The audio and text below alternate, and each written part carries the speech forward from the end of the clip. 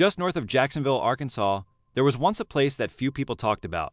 It was called the Arkansas State Farm for Women, but most people knew it by another name, the Pea Farm. The Pea Farm was located in the rural community of Macon, about 2.5 miles north of Jacksonville. Spread across 185 acres, it was far enough from town to feel isolated, yet close enough to the railroad to remain connected to the outside world. In 1919, Arkansas approved the creation of a state farm for women. Reformers believed women convicted of crimes should have an opportunity to change their lives through work, education, and rehabilitation rather than simply being punished. The farm opened in 1920. It wasn't a massive prison surrounded by towering walls. Instead, it was a working farm with a farmhouse, outbuildings, screened-in tents, gardens, and the beginnings of a very unusual prison experiment. And despite the name, there weren't fields of peas growing here. Pea Farm was a nickname, essentially a shortened version of penal farm. The women grew vegetables, tended gardens, raised chickens, canned food, cooked, cleaned, and learned practical skills. The farm's first superintendent was Mary DeWeese, a young reformer who believed in rehabilitation.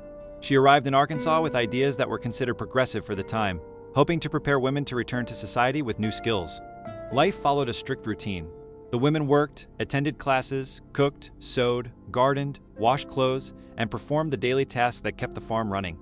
Education was also part of the program, especially for women who had received very little schooling. Over the years, 242 women passed through the Pea Farm.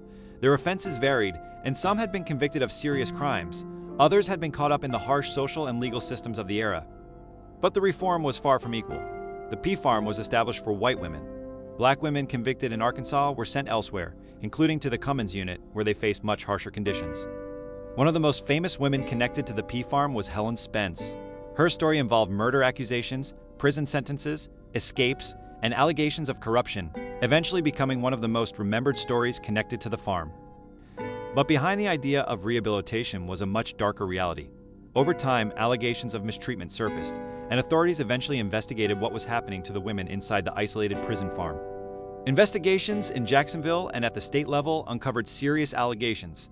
A bipartisan Arkansas Senate investigation found widespread sexual abuse involving male officials and volunteers who were supposed to protect the prisoners.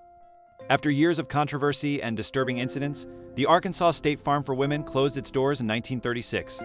The women were sent elsewhere, including to the Collegeville State Farm for Women near Alexander. Eventually, the buildings disappeared. Today, almost nothing remains of the Pea Farm itself, but the women who live there have not completely disappeared from the landscape. Streets in the area still carry the first names of former inmates. For decades, the Pea Farm was almost erased from Arkansas history, but behind those lost buildings were real women, real stories, and a chapter of Arkansas history worth remembering. This is River Roots, keeping Arkansas stories alive, one story at a time.